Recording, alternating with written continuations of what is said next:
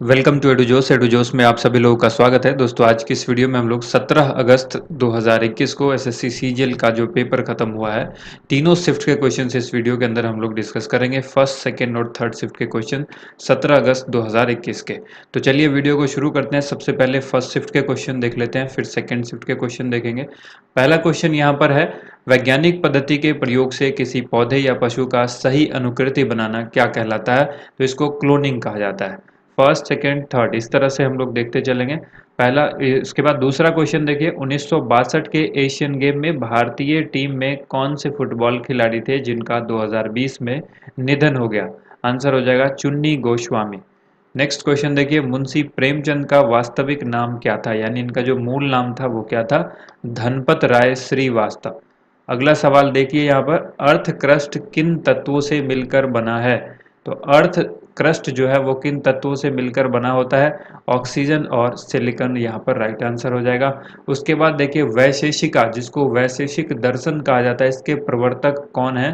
तो आंसर हो जाएगा ऋषि कनाद। और इसकी पुस्तक भी कई लोगों ने बताया कि इसकी पुस्तक पूछी गई थी, वैशेषिक सूत्र। तो अगर पुस्तक पूछी गई है तो भी फिर आप आंसर कनाद ही करेंगे। वैशेषिक सूत्र या फिर वैशेषिका या वैशेषिक दर्शन जिसको कहा जाता है, इसके प्रवर्तक माने जाते हैं ऋषि कनाद।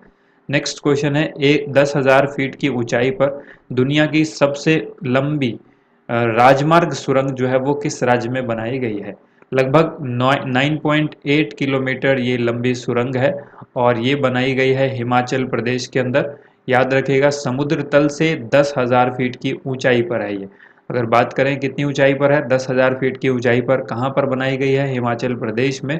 इसका नाम है अटल सुरंग और ये इसकी जो लंबाई है 9.8 किलोमीटर है। ठीक है।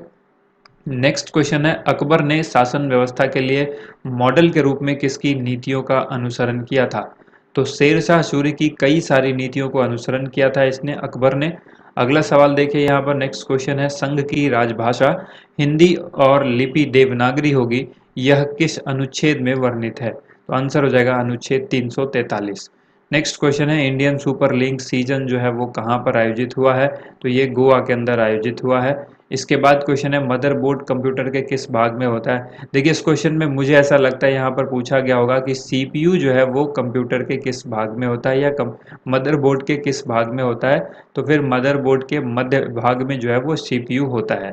और अगर डायरेक्ट पूछा है कि सीपीयू कहाँ पर है तो फिर आप कहाँ पर होता है, तो कंप्यूटर के मदरबोर्ड में होता है। लेकिन इस तरह से क्वेश्चन नहीं पूछा जा सकता है मेरे समझ से, मदरबोर्ड कंप्यूटर के कहाँ पर है। तो ये आप कहेंगे कि कंप्यूटर के अंदर जो हम लोग सीपीयू, नॉर्मली क्या होता है, सेंट्रल प्रोसेसिंग यूनिट होता है जो मदरबोर्ड के अंदर होता है। लेकिन हम लोग सीपीयू किसको कहते हैं? जो हम डेस्कटॉप चला रहे होते हैं कंप्यूटर, उसका जो बड़ा सा पार्ट होता है जिसमें ऑन ऑफ स्विच लगे होते हैं और सीडी डीवीडी राइटर्स होते हैं वो सब निकालने के लिए। ठीक है। तो यहाँ पर यूएसबी वगैरह लगाते हैं हम, तो हम इसको कहते हैं ये सीपीयू। एक्चुअली ये सीपीयू बॉक्स है। ठीक है। ये पूरा बॉक्स है जो कि सीपीयू कहला, नॉर्मली लोग इसको सीपीयू कहते हैं लेकिन ये सीपीयू नहीं है।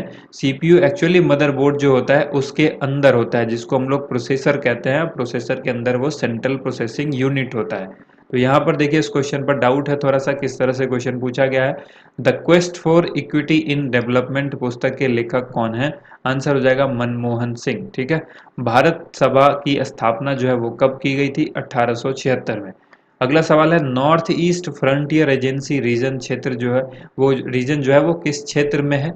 तो ये अरुणाचल प्रदेश में है। North east frontier agency region जो है ये अरुणाचल प्रदेश में है। बल गुना विस्थापन जो है वो क्या कहलाता है? बल को अगर विस्थापन से हम लोग गुना करेंगे तो क्या कहलाएगा? ये कार्य कहलाएगा। इसके बाद एक सवाल है, भितरकनिका राष्ट्रीय उद्यान किस राज्य में है? तो ये ओडिशा के अंदर है। एक सवाल पूछा गया है, पुष्यभूति द्वारा स्थापित वंश जो है वो कौन सा है जिसकी राजधानी थानेश्वर में थी? आंसर हो जाएगा पुष्यभूति राजवंश। तो पुष्यभूति राजवंश के ही संस्थापक थे पुष्यभूति। नेक्स्ट क्वेश्चन हम लोग सेकेंड शिफ्ट का देखेंगे। यहाँ पर क्वेश्चन है, भारतीय एथलीट, यहाँ से सेकेंड शिफ्ट के क्वेश्चन से स्टार्ट हुए हैं। तो याद रखिएगा, भारतीय एथलेटिक्स महासंघ के अध्यक्ष कौन है, ये सवाल पूछा गया है। एडिले सुमरीवाला इसके अध्यक्ष हैं वर्तमान में। ऑल इंडिया किसान सभा के प्रथम अध्यक्ष कौन थे? स्वामी सहजानंद सरस्वती। और ब्रह्मपुत्र नदी कहाँ से निकलती है? तो मानसरोवर झील के निकट कैलाश पर्वत श्रेणी है जहां से ये निकलती है ब्रह्मपुत्र नदी, जिसका उद्गम स्थल आप कह दें। राज्यपाल को भारतीय संविधान के किस अनुच्छेद के तहत क्षमा दान की शक्ति प्रदान की गई है? तो ये अनुच्छेद 161 के अंतर्गत आता है। इसके बाद है 1 फरवरी 2021 को उप सेना प्रमुख किसे बनाया गया? 1 फरवरी 2021 को जनरल चांडी प्रसाद महंती को जो है उप सेना प्रमुख बनाया गया। पिछोला झील के किनारे कौन सा शहर स्थित है, ये पूछा गया है। आंसर हो जाएगा उदयपुर। उदयपुर कहाँ पर है? राजस्थान के अंदर है ये उदयपुर, आप याद रखिएगा अच्छी तरह से। ठीक है, राजस्थान के अंदर है। इसके बाद देखिए अगला सवाल यहाँ पर है, धन विधेयक राज्यसभा में पेश नहीं किया जा सकता, यह किस अनुच्छेद में वर्णित होता है? तो ये जो अनुच्छेद 109 है इसके अंदर है कि धन विधेयक जो है वो राज्यसभा में पेश नहीं किया जा सकता है। अगला सवाल देखते हैं यहाँ पर, उपनिषदों का फारसी में अनुवाद किस मुगल शासक ने कराया था? तो ये किया था अकबर ने। उपनिषदों का फारसी में अनुवाद किसने किया था? अकबर ने किया था। नवंबर 2020 में महिलाओं को फ्री सैनिटरी पैड देने वाला दुनिया का पहला देश कौन बना? आंसर हो जाएगा स्कॉटलैंड। स्कॉटलैंड जो है वो पहला देश बन गया। नेक्स्ट क्वेश्चन यहाँ पर है, सोम और गिरी किसकी सहायक नदियां हैं? आंसर होगा यमुना की सहायक नदियां हैं। Best supporting actor in academy award 2020 किसको दिया गया? ब्रैड पिट को दिया गया। विलियम ब्रैडली पिट भी इनका नाम है। वैसे शॉर्ट में इसको ब्रैड पिट कहा जाता है, वैसे नाम इनका विलियम ब्रैडली पिट है। एक्सपोर्ट प्रिपेयर्डनेस इंडेक्स 2020 में कौन सा राज्य प्रथम स्थान पर रहा है? आंसर हो जाएगा गुजरात। कशेरुक किस अंग का भाग है? मेरुदंड का भाग है। इसके बाद सवाल है, बंगाल की दीवानी मुगल वंश के बादशाह शाह आलम द्वितीय ने अंग्रेजी ईस्ट इंडिया कंपनी को कब प्रदान की, यानी कब सौंपी? तो आंसर हो जाएगा 1765 ईस्वी में। ठीक है, नेक्स्ट क्वेश्चन है, सिम्बेक्स द्विपक्षीय नौसैनिक अभ्यास, ये अभ्यास है और ये नौसैनिक अभ्यास है यानी नेवल एक्सरसाइज है। किन दो देशों के बीच होता है ये? भारत और सिंगापुर के बीच ये होता है, इसको याद रखना है। नेक्स्ट क्वेश्चन देखिए, अगला सवाल यहाँ पर आपसे पूछा गया है, the light Asia the poem and poem that defined the Buddha. The light Asia the poem that defined the Buddha, इस पुस्तक के जो लेखक हैं वो कौन हैं?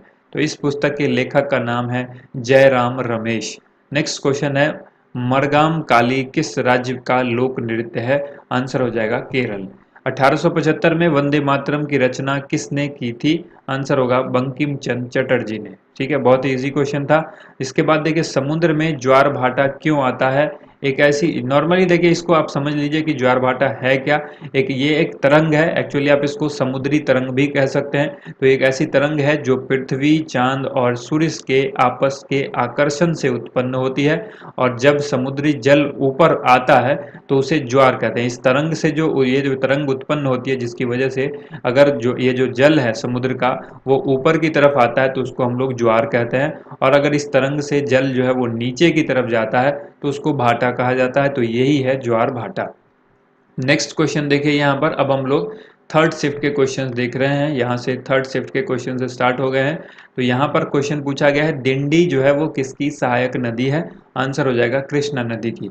इडुमिश्मी किस राज्य में बोली जाती है? ये एक भाषा है और ये अरुणाचल प्रदेश में बोली जाती है। लॉ ऑफ फ्री फॉल, ये इसकी जो खोज है वो किसने की थी? कई जगह पर आपने देखा होगा सवाल जो है वो कई लोग बता रहे हैं जी की खोज किसने की थी, लेकिन सवाल एक्चुअली ये पूछा गया है लॉ ऑफ फ्री फॉल की खोज किसने की थी? आंसर होगा गैलीलियो ने की थी। नेक्स्ट क्वेश्चन देखिए, यहाँ पर केंद्रीय फिल्म प्रमाणन बोर्ड के चेयरमैन जो है वो वर्तमान में कौन है? प्रसून जोशी जो है वो केंद्रीय फिल्म प्रमाणन बोर्ड के जो है वो चेयरमैन है। ठीक है, सीबीएफसी के चेयरमैन कौन है? ये है प्रसून जोशी। इसके बाद देखिए, असम की राजकीय पशु पूछा गया है कि कौन सा है असम का राजकीय पशु? एक सींग वाला गेंडा जो है वो असम का राजकीय पशु है।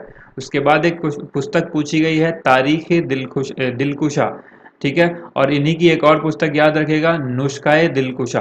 तो ये आने वाले शिफ्ट में पूछा जा सकता है, बहुत इंपॉर्टेंट है, और इस तरह की कुछ इंपॉर्टेंट बुक को लेकर के मैं एक वीडियो ज़रूर लेकर आऊँगा, ताकि आने वाले लोगों के लिए ये जो है काफ़ी हेल्पफुल रहेगा।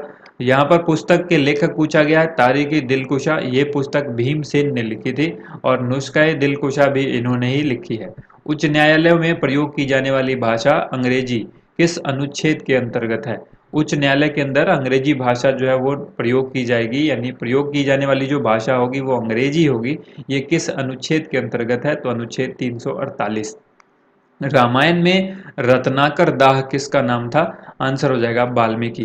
यानी वाल्मीकि का पहले नाम रत्नाकर दाह था, बाद में ये नाम जो है वाल्मीकि हुआ, इसको याद रखिएगा।